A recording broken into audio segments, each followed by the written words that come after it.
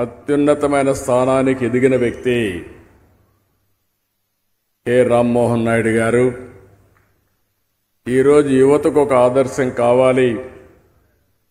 ఈరోజు సెంట్రల్ క్యాబినెట్లో youngest minister ఎవరంటే దానికి చిరునామా రామ్మోహన్ నాయుడు గారు.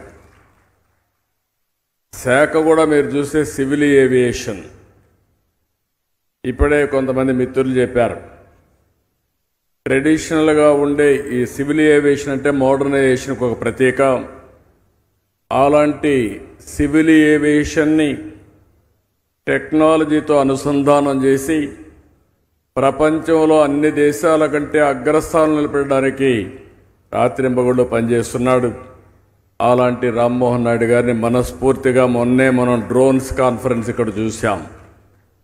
పెద్ద ఎత్తున ఏ విధంగా ఇదే ప్రదేశంలో మీరు చూస్తే డ్రోన్స్ అన్నీ కూడా 5,500 డ్రోన్స్ ఒక పెద్ద ఈవెంట్ క్రియేట్ చేసి 5 గిన్నీస్ రికార్డ్స్ ఒకేసారి రాగలిగాయంటే అది సివిల్ ఏవియేషన్ నడిపించే తీరని చెప్పి కూడా నేను మీకు తెలియజేస్తున్నా. అదే మరిగా గౌరవనీయులు బీసీ జనార్దన్ రెడ్డి గారు R&B, ఇంకొక పక్క డబ్బులు లేకుండా ఎక్కువ ఇన్ఫ్రాస్ట్రక్చర్ తయారు చేయడానికి I&I మినిస్టర్గా ఉన్నాడు. ఆ కార్యక్రమాలకు కూడా నాంది పలికారు. అలాంటి మంత్రి అయినటువంటి జనార్దన్ రెడ్డి గారు భవిష్యత్ అంతా టూరిజందే. నేను ఎప్పుడో చెప్పాను, all isms are over. Capitalism లేదు, లేకపోతే సోషలిజం లేదు, కమ్యూనిజం లేదు, ఒకే ఇజం ఉంటుంది భవిష్యత్తులో, అదే టూరిజం అని ఎప్పుడో చెప్పానో అదే జరగబోతుంది. ప్రపంచం అంతా కూడా అదే జరిగే పరిస్థితి వస్తూ ఉంది.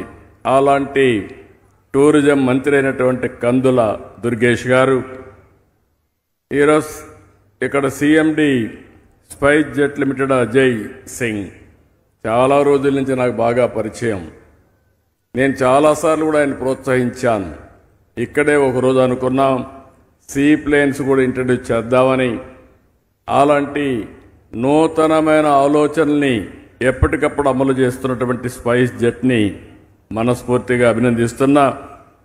ఈరోజు ఈ స్పైస్ జెట్ మ్యానుఫ్యాక్చర్ అయినటువంటి యోగేష్ గార్గ్ గారు, ఇంకో పక్క దీన్ని ఆపరేట్ చేస్తున్నటువంటి సివిల్ ఏవియేషన్ జాయింట్ సెక్రటరీ గౌరవనీయులు శోభా గారు, అదే మరి విజయవాడ ఎంపీ.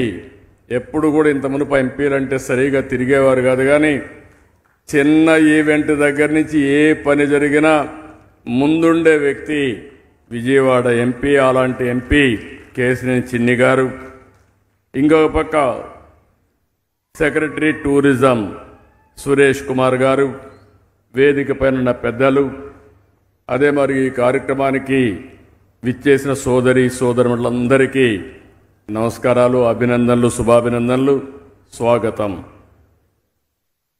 ఈ ప్రభుత్వం వచ్చి 150 రోజులయ్యింది. నేను గంటల వారీగా లెక్క పెట్టుకుంటున్నా, రోజుల వారీగా లెక్క పెడుతున్నా, వారాల వారీగా లెక్క పెడుతున్నా. ఎంత తొందరగా అనుకున్న ప్రగతిని సాధించాలనో దానికోసం ఆలోచిస్తూ ముందుకు పోతున్నాం. నేను ఇప్పుడు మొదటిసారి కాదు, 4వసారి ముఖ్యమంత్రి. కానీ 3 సార్లు నాకు ఎప్పుడు ఇంత కష్టం అనిపించలేదు. ఈసారి మొత్తం విధ్వంసమైన వ్యవస్థని బాగు చేయడానికి చాలా సమస్యలున్నా పట్టు వదిలిపెట్టను. గాడి దప్పిన పరిపాలన ఘాట్లో పెట్టి మళ్లీ నడిపించే బాధ్యత ఈ ప్రభుత్వం తీసుకుంటుందని చెప్పి కూడా నేను మీకు తెలియజేస్తున్నా. అందుకే ఆంధ్రప్రదేశ్ అంటే నిన్నటి వరకు అందరూ కూడా అవహేళనగా చూసేవాళ్ళు.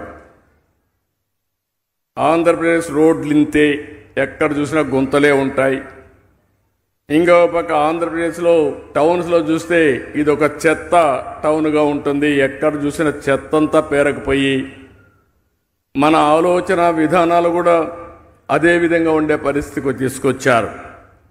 ఈరోజు పోగొట్టిన బ్రాండ్ని మళ్ళీ నెంబర్ 1 బ్రాండ్గా చేసే బాధ్యత ఈ ప్రభుత్వం తీసుకున్నామని ఈ రాష్ట్రంలో ఉండే యువతకు మేధావులకు అందరికీ తెలియజేస్తున్నా. నేను ఒకటే చెప్పాను, నేను మా మిత్రుడు పవన్ కళ్యాణ్ గారు, అదే మరి కేంద్రంలో నరేంద్ర మోడీ గారు ప్రధానమంత్రి గారు, మేము ఒకటే చెప్పాం, ప్రజలు గెలవాలి, రాష్ట్రాన్ని పునర్నిర్మాణం చేయాలి, ఎన్డీఏకు ఓటేమని అడిగాం. చరిత్రలో ఎప్పుడూ జరగలేదు. 93% స్ట్రైకింగ్ రేట్. ఎవరిని పెడితే వాళ్ళని గెలిపించారు మీరు. అదే ప్రజలు ఆంధ్రప్రదేశ్లో గెలిచారు, మన రాష్ట్రాన్ని నిలబెట్టారు. దానికి మనస్ఫూర్తిగా మీ అందరికీ అభినందనలు, ధన్యవాదాలు. వెంటిలేటర్ పై నుండే రాష్ట్రానికి ఆక్సిజన్ ఇచ్చారు మీరు. ఇప్పుడిప్పుడే వెంటిలేటర్ తీసి బయట తీసుకొచ్చే పరిస్థితికి వస్తున్నాం. ఇంకా కొంత సమయం పడుతుంది. అటు కేంద్ర సహకారంతో మన స్వయం కృషితో నేను ఒకటే హామీ ఇస్తున్నా, మళ్ళీ రాష్ట్రాన్ని నెంబర్ 1 రాష్ట్రంగా తయారు చేసే వరకు నిద్రపోకుండా పనిచేస్తామని చెప్పి మీ అందరికీ హామీ ఇస్తున్నా. అందుకనే మీరందరూ చూస్తే ఈరోజు సీ ప్లేన్ ప్రయాణం ఇది ఒక వినూత్నమైన అవకాశం. దానికి కూడా ఏంటనేది మనందరం కూడా ఆలోచించుకుంటే నేను అవన్నీ కూడా మీకు ఒకసారి ఎక్స్ప్లెయిన్ చేస్తాను.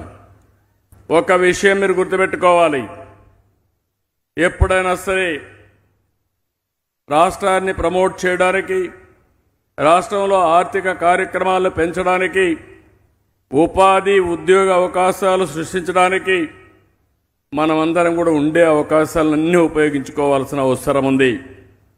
నేను ఎన్నోసార్లు చెప్పాను, అభివృద్ధి జరగాలి, సంపద సృష్టించాలి, అప్పుడే ఆదాయం పెరుగుతుంది.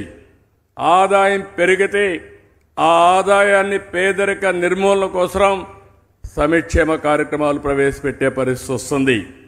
అసలు సంపద లేకపోతే అప్పులు చేసి అరాకొర సంక్షేమ కార్యక్రమాలు ఇస్తే అది శాశ్వతం కాదు. అదే ఆ రోజు చెప్పాను, ఈరోజు చెప్తున్నాను, దానికోసం ముందుకు పోతున్నాం. ఈరోజు మనందరం టెక్నాలజీ ఏజ్లో ఉన్నాం. ఈ విషయం మీరు గుర్తుపెట్టుకోవాల్సిన అవసరం ఉంది. ఇక్కడుండే మీరైతే సెల్ ఫోన్లు పెట్టుకొని ఈ మీటింగ్ కూడా రికార్డ్ చేస్తూ మీ ఇంటి దగ్గర ఉండే వాళ్ళకో ఫ్రెండ్స్ పంపించే పరిస్థితికి వస్తున్నారు. అంటే ఈరోజు టెక్నాలజీ చాలా ఫాస్ట్గా పెరిగిపోయింది. అలాంటి టెక్నాలజీ ఏజ్లో ఆ టెక్నాలజీని కూడా మనం పూర్తిగా వినియోగించి పేదరిక నిర్మూలన, జీరో పావర్టీ, పేదలను కూడా పైకి తీసుకొచ్చే మార్గాలు ఉన్నాయని చెప్పి కూడా నేను మీకు తెలియజేస్తున్నా. అందుకనే ఈరోజు మీరు చూస్తే నేను ఒకటే చెప్పాను, ప్రభుత్వం అంటే ప్రభుత్వ విధానాలు చాలా ముఖ్యం. ఒక ప్రభుత్వ విధానం వల్ల భావితరాల ప్రస్తుత భవిష్యత్తే కాకుండా భావితరాల భవిష్యత్తు మార్చే అవకాశం ఉంటుంది. ఈ విషయం మీరు ఒక్కసారి చూస్తే నాకెంత తృప్తినిస్తుందంటే 25 సంవత్సరాల కంటే ముందు ఐటీని ప్రమోట్ చేశాం. అప్పుడు ఎవరికి అర్థం కాలేదు. నేను ఐటీ అంటే చాలామంది అన్నారు ఐటీ తిండి పెడుతుందా అన్నారు. అలాంటిది ఈరోజు చూస్తే ఐటీ చదువుకున్న వాళ్ళు ఆ రోజు నేను ఉద్యోగాలు క్రియేట్ చేసి పెడితే